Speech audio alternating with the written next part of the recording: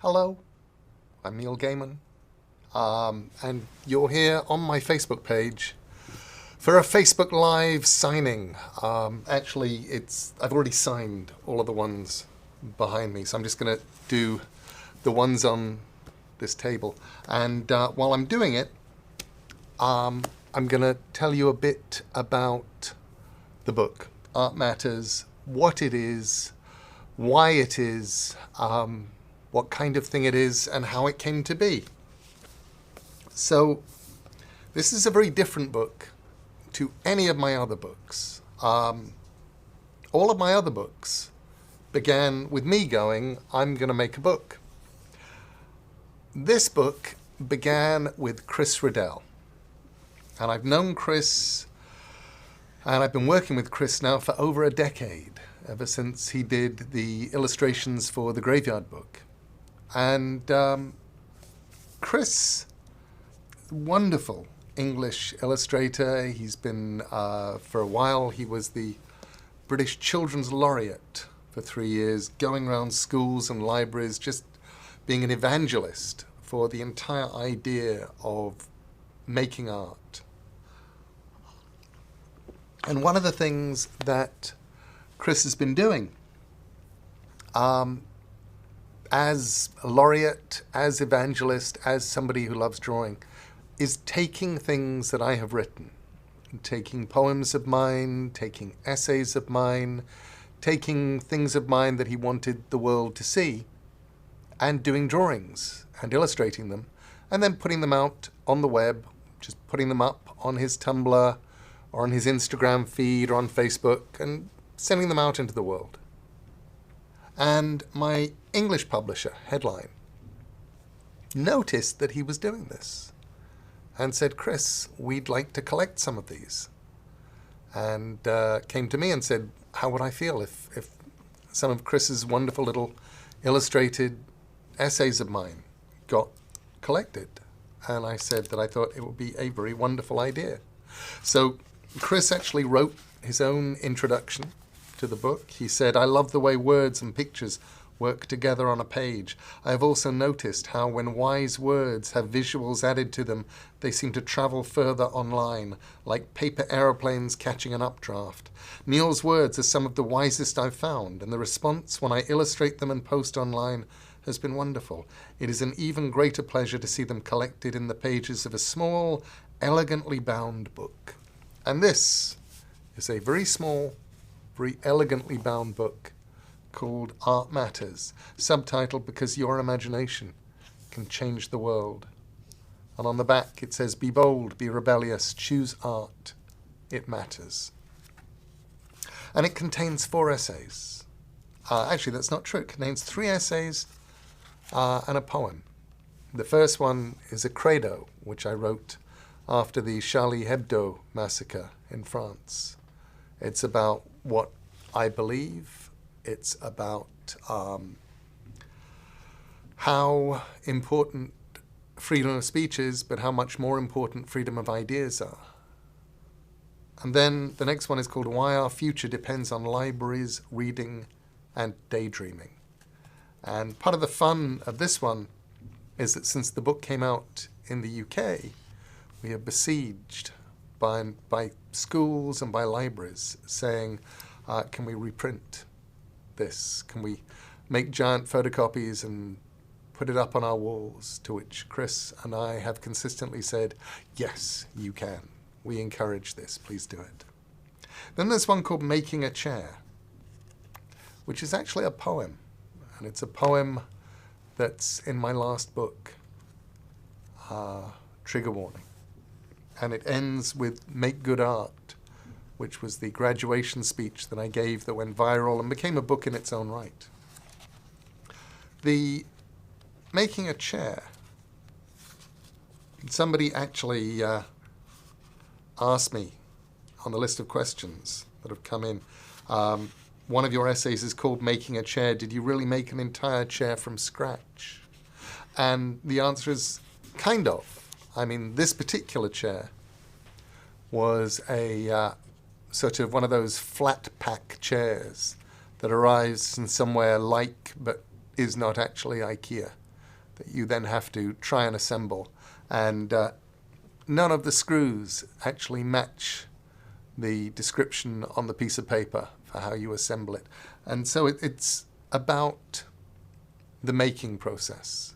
Although having said that, rather wonderfully, I actually did get recently to make not a chair but a stool under the tutelage of Nick Offerman.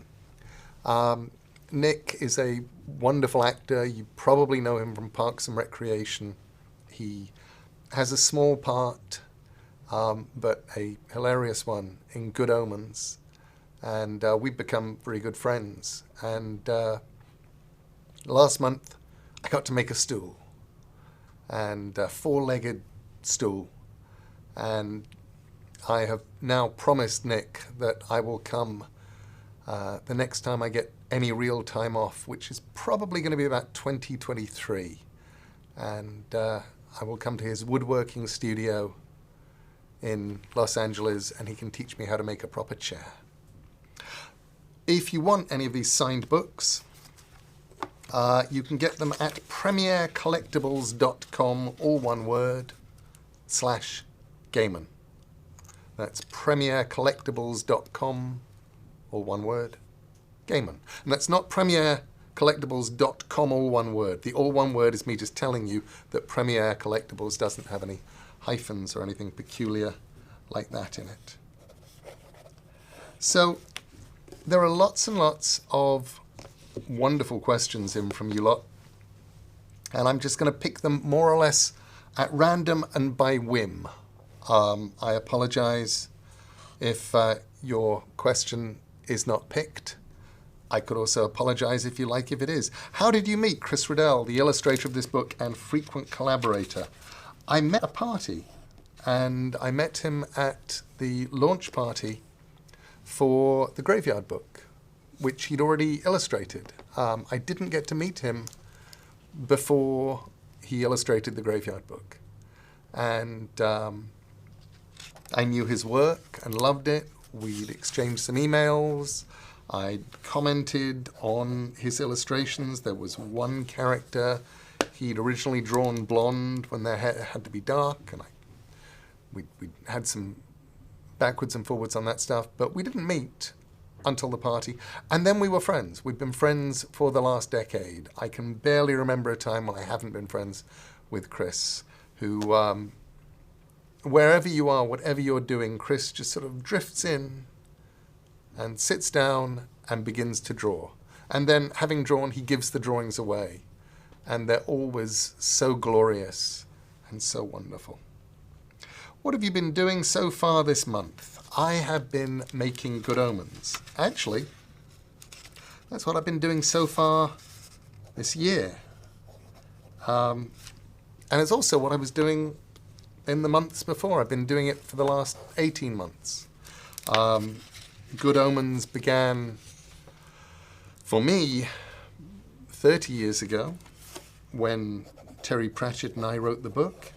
Good Omens, the TV series, began for me, I guess, in about 2010, when Terry and I decided that we were going to have a television series made. And we spent about 4 years failing to get somebody to make a TV series. And finally, Terry wrote me a letter. He wrote me an email saying, "You have to do it." He said, "You are the only person who has the same passion and love for the old girl that I do. And you have to do it." And then he died, which kind of made it rather a last request. So, as I think in the week after Terry died, I started writing the script for episode 1 of Good Omens. It's 6 episodes long. It's being made by the BBC for Amazon Prime Video. And it stars David Tennant, it stars Michael Sheen, it stars Michael McKean and Miranda Richardson and Adria Arjona and Jack Whitehall and Derek Jacobi and so many other amazing people. and it will be out next year, probably late spring, early summer, around there. Exact date I'm not sure of. And currently, Douglas McKinnon, the director, and I are just finishing it. We still have stuff to go before it's handed in. It's VFX shots and voices and music still to be put on and stuff, but it's almost there, and I'm so proud of it. And I think Terry would have liked it. I hope Terry would have liked it. What can we expect in season 2 of American Gods? It's weirder, and it's sort of bigger. You can expect characters that you've already fallen in love with, like Mad Sweeney, like Mr. Wednesday, like Shadow, like Mr. Nancy. They're all there. And you can expect some new characters who you've never met before, including new media, including Sam Blackcrow. They're in it too. And you can expect Cairo, Illinois. And you can also expect, I'm very pleased and excited to tell you, The House on the Rock. So it's really fun. And that, I don't think I'm officially allowed to tell you when it starts, but I would start looking for it relatively early next year. What's next on the horizon for you, Neil? Really, the biggest and most important thing on the horizon for me is retirement. I am very, very much looking forward to becoming a retired showrunner. And I have plans for my retirement, which mostly involve becoming a writer. I think that it must be really fun to be a writer. Nobody makes you get up really early in the morning. You never have to argue with anybody on the phone about budgets. So that is my plans. Retirement followed by writing. And I have a book that is sitting, it's about a third finished. It's called The Seven Sisters. And it's a Neverwhere novel. And it's really good. And I would very much like to get back to that and finish it. How are you, Neil? Asks Bella in Eggendorf. I'm pretty good. I'm a bit tired. I flew in, landed late last night in New York. Very much looking forward to getting home and seeing my 3-year-old son and my wife. But I'm good. What is the most impactful work of visual art you've encountered? What a good question. That's from Shelley in Chesapeake, Virginia. I think probably Richard Dadd's very strange, haunting, and actually unfinished painting called The Fairy Fella's Masterstroke. There's something about it that just gets into the back of my head and never leaves. It's the kind of thing that makes you want to write stories about the characters. Terry Pratchett and I had a lot of things in common, and it would be fair to say that I got ever so slightly grumpy with Terry when I saw that he had worked some of the characters in a nice way from the Fairy Fella's Masterstroke into one of his Discworld books, because it was like, no, I was going to do that. Now, if I do it, people will think I'm nicking it from you. But I love Richard Dadd. He's a haunting, strange, sad man. He was a not terribly interesting artist who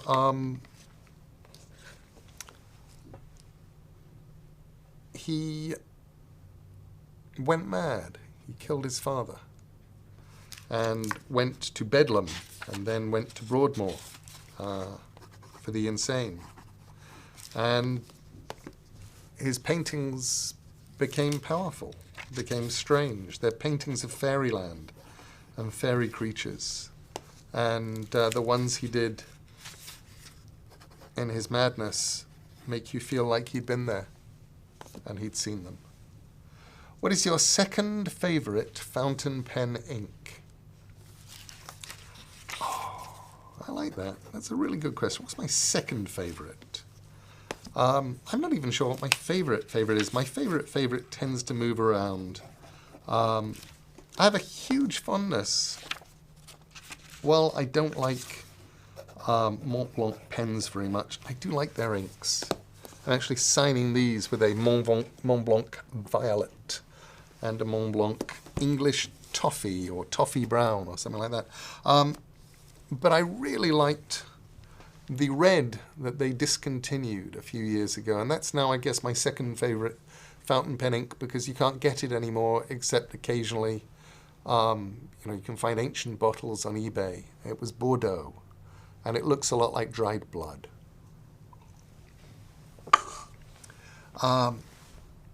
William in Tallahassee says, you're quite the artist yourself. Did you ever consider, or have you been asked to do and declined, to do your own comic or cover? People do occasionally offer, and I tend to say no, mostly because I get to work with people like Chris Riddell and Dave McKean and Charles Vess and P. Craig Russell and Bill Sienkiewicz. And the list goes on, and the list goes on, and they're people whose art I love so much, whereas if I look at a drawing that I've done, I don't look at it and go, oh, that's beautiful. I look at that and go, you really can't draw hands, can you? Fingers don't do that. And I would so much rather work with people whose work I love. My husband is writing his first fiction novel. Do you have any advice I can pass on to him? Asked Nick in Hillsboro, Oregon. Yeah. First of all, just good luck. It's really hard to write a novel. Keep going is the best advice I can give anyone writing a novel. And the advice that you should pass on to him is just keep going. Forward motion is the most important thing. Anything you do can be fixed, but you cannot fix a blank page. You can't fix something that isn't there. Let's move a few of these around.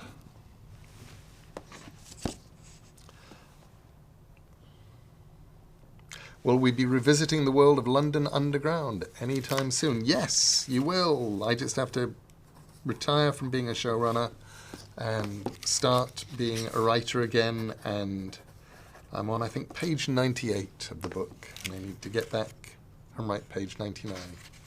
What is the role of the artist in tough times for a society? Asked Greg in Texas.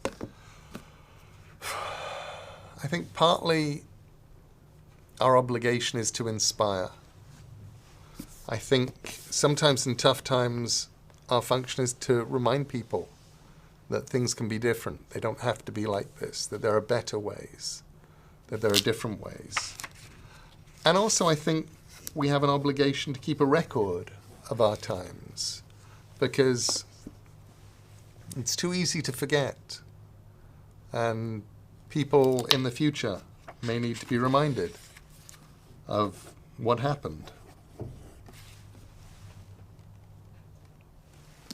Will you be doing an audiobook of Art Matters? Asked Nicole in San Anselmo, California. I don't know, Nicole. Nobody has ever said to me, would you do an audiobook of this? I think that, most of it, not all of it, well, 2/3 of it, I guess, already exists on the audiobook of The View from the Cheap Seats. And one bit of it exists on the audiobook of Trigger Warning. But I might do, if people wanted it, if I thought that it was definitely something that people wanted. I would.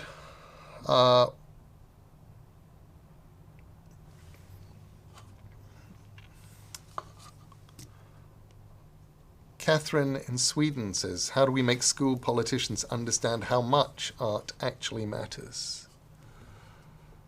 You tell them. Politicians don't really care about art, but they do care about votes, and they do care about goodwill. And if you explain to politicians that you will withhold both your votes and your goodwill, from the ones that do not support art in schools, do not support schools, do not support libraries, do not support literacy, then maybe they will change. And if they don't, with luck, you can vote them out. Christine in Minnesota says, do you have a sequel to the Graveyard book in the works? Loyola Catholic School 7th grade is dying to know. I do and I don't. In the works would be very unfair, but there is a book in my head called The Honor Guard. It's about 5 times the length of the Graveyard book. It's huge, and the Graveyard would be essentially sort of the Hobbit to the Graveyard, to the Honor Guard's Lord of the Rings. It would be a very big book. Neil, what is your editing process? Well, the first bit of the editing process normally consists of write the thing first. Don't try and edit as I go along. So that's important. You have to finish things. Once it's finished, I read it through. I put it away, print it out normally so that I'm not reading on a screen if I can, and just read it as if I've never read it before. Then I'll give it to my editor, the wonderful Jennifer Braille. Will get to read it, and she'll give me notes, and then I will walk around being grumpy, and I will make myself a cup of tea, decide that I'm not really a very good writer and should give this up and should start being something else. And then I will sigh and open up the document and start working on Jennifer's notes. That tends to be my editing process. How do you be productive on sad days? Asked Kelly. You be productive on the good days, and on the sad days, and on the headache days, and on the tired days, and on the days when something really interesting is happening, and on the days when it's all sort of boring and grey. And you do it by doing it. Sometimes by setting yourself a word count, sometimes just by keeping going.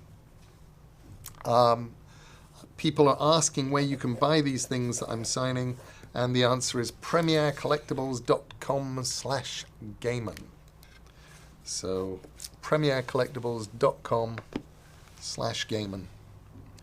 Do you think your work should be shelved with general fiction or fantasy? Asked John in Seattle. I don't mind. I don't really care. I suppose I should. I like it when they're up front in sort of bestsellers and things, but the truth is, because all my books tend to be differently categorized, you have to walk around a bookshop to find them all anyway. You know, some are going to be over in children's books, some may be in YA, some are going to be in non-fiction, some are going to be in fiction or fantasy, or both. So, you know, what I like best, I suppose, and this is incredibly big-headed, but it is true, are those occasional bookstores who just sort of make a Neil Gaiman section.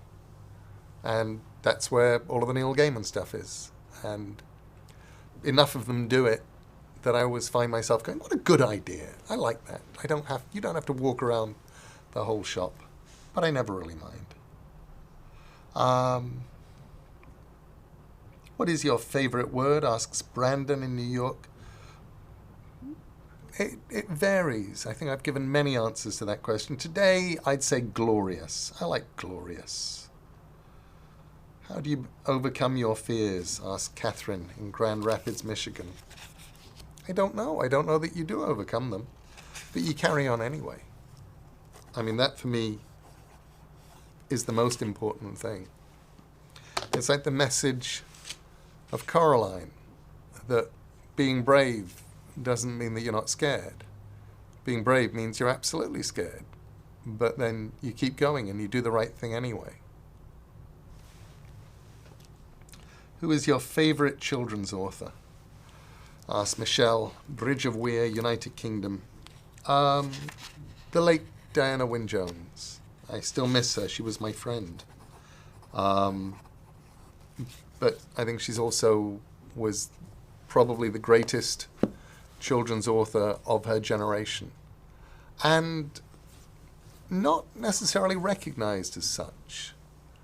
She never won any of the big awards. She should have done, but she didn't. She was nominated for them, but she just never won them. She never quite crested in the popular imagination. Howl's Moving Castle was filmed, but didn't quite sort of put her over the top.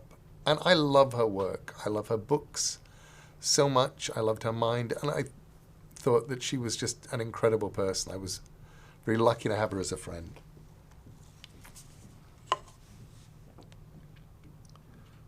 Not a question, says Grant in Orlando, Florida, but thank you for your writing. You inspired me to start, and I've recently won my first poetry contest. Congratulations. When are you going to make a Sandman TV show? I don't control the rights to Sandman.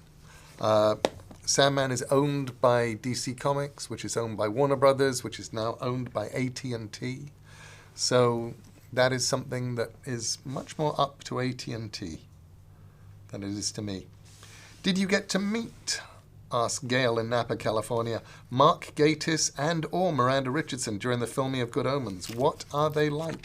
Yes, I met both of them. I got to hang around a lot.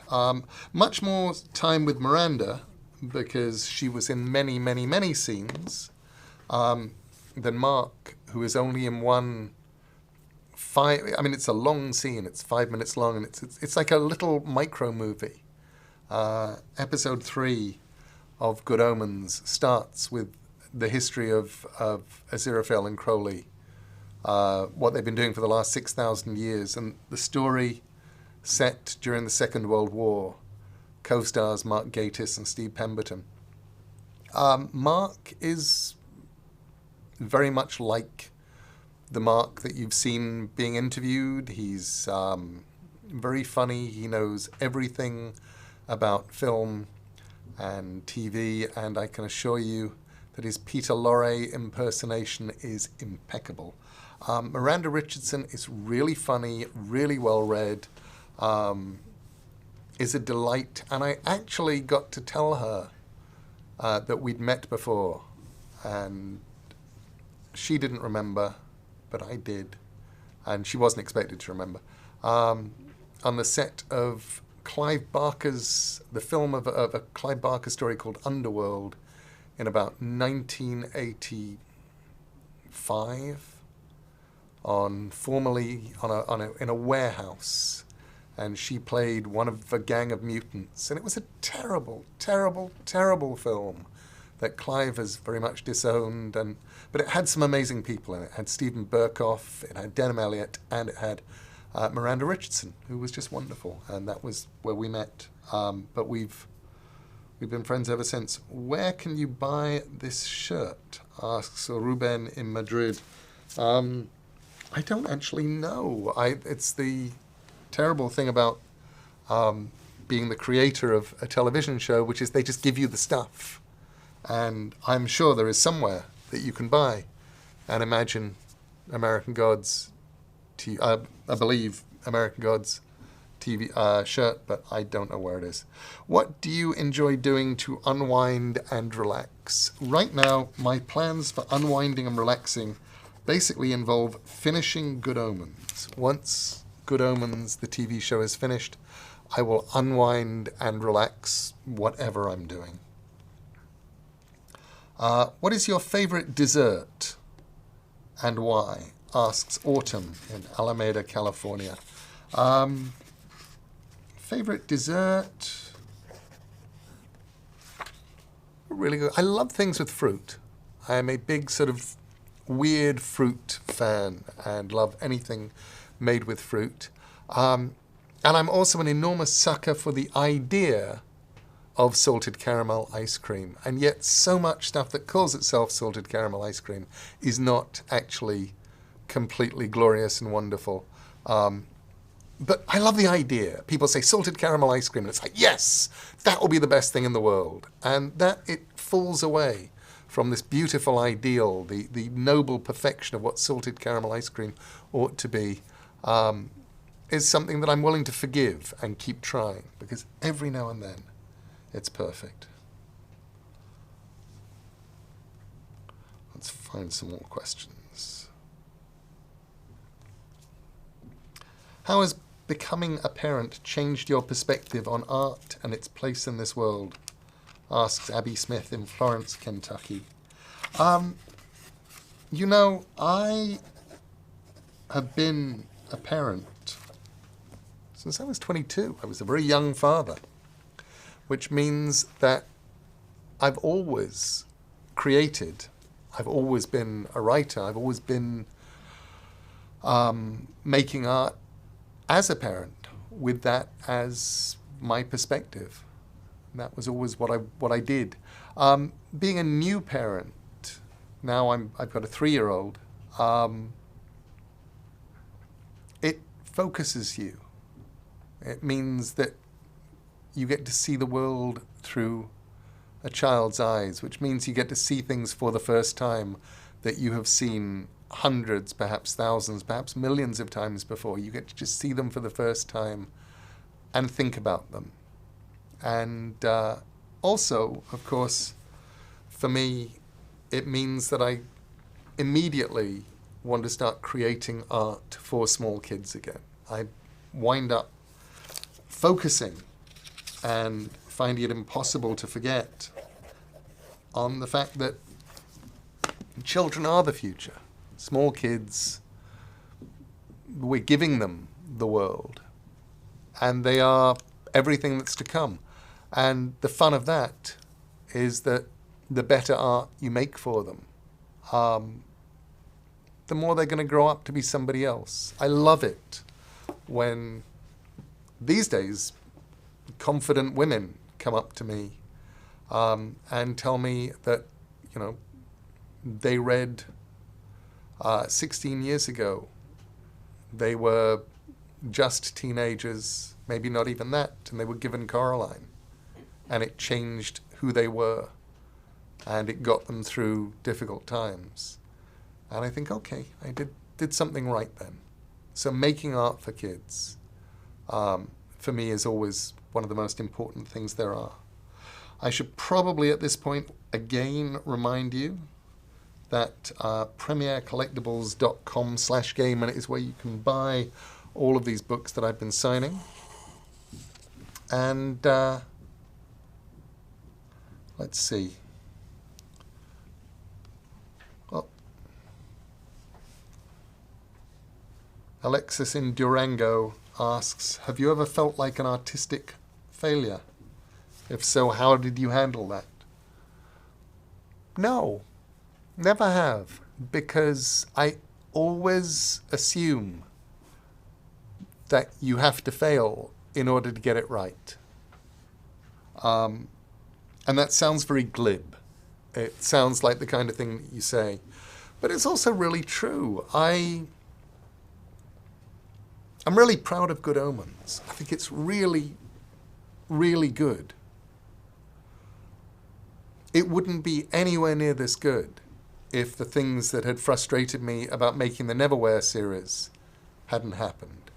If the things that frustrated me about doing the Doctor Who episode Nightmare in Silver hadn't happened. Because I needed those things to have happened. I needed to go, okay, well this is, you can get the script right, but these are the other things that can go wrong. And so it's okay. It's okay to make mistakes. It's okay to write books that aren't as good as other books, because they're the ones where you learn the techniques. There are short stories that I've written that are absolute failures. I don't look at them and go, I am a huge failure. I look at them and go, okay, this is great, because the next time I try and do this, I will learn. Right, now we have a game. And the game is somebody is going to come up here and ask me 22 questions in 2 minutes. And I'm assured here that this is a fun way to answer questions fans wouldn't normally think to ask. I'm not convinced that this is going to be fun, but we're going to try it. Okay, Question Master, do you have the questions? Yes, I do. Okay, Fire away. I have not seen these questions. What was your first job? My very first job earning money was on a market stall when I was about 13 or 14. And every Saturday, no, it must have been younger. I would have been 12. And every Saturday I would go and work on this market stall in our local market. And sometimes it sold watches, and sometimes it sold weird elongated Coke bottles. It sold various things, and I would just go there and show up, sell things, and get paid at the end of the day. Who makes you laugh the most? My wife, Amanda Palmer, and my son, Ash, make me laugh the most, particularly Ash. What is the one thing you need to have in your fridge at all times? What is the one thing I need to have in my fridge at all times? Cold. What is your pet peeve? My pet peeve is misuse of the word momentarily. I know that it's okay, that technically it does have two meanings, but for me, momentarily always means for a moment. And when I'm told we are landing momentarily, I'm going, no, you're not. We're landing in a moment. We're not landing for a moment. If you landed momentarily, you'd be down, and then you'd be off again. What is your secret snack? My secret snack, almonds. What is the last gift you gave? A copy of a book called Art for Baby, or Art for Babies, has a Keith Haring drawing on the cover, and I gave it to my friend Amber for her and her little son, Asa. When is your birthday? My birthday is tomorrow. Tomorrow, November really? the 10th, yes. I will be How 58. old will you be? 58. 58, that's You don't old. look 58. Thank you. You're Yeah. so kind.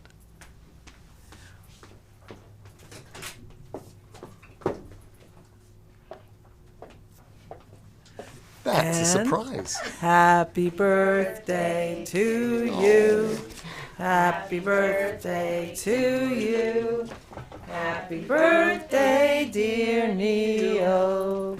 Happy birthday to you.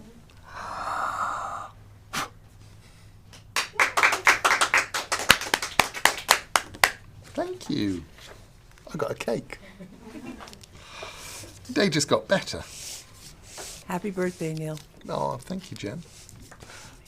Jennifer Braille, my wonderful editor, is actually the person asking the questions there. Here, let the cake be divided amongst HarperCollins and let joy be unbounded.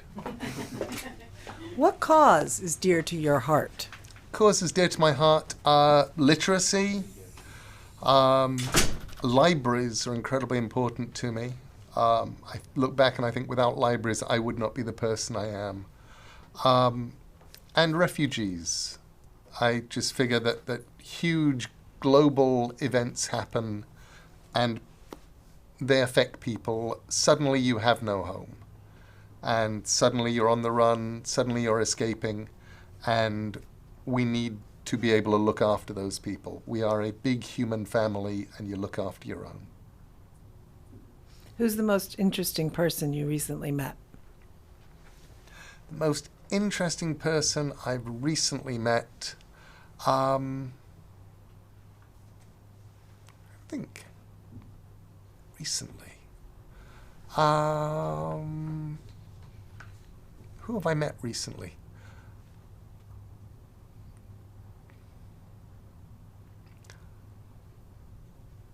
Can I pass on that one? Yes, you can. Only because the trouble is you don't really get to meet people if you're show running Good Omens. All you do is see the same people, Day in and day out. Day in, day out.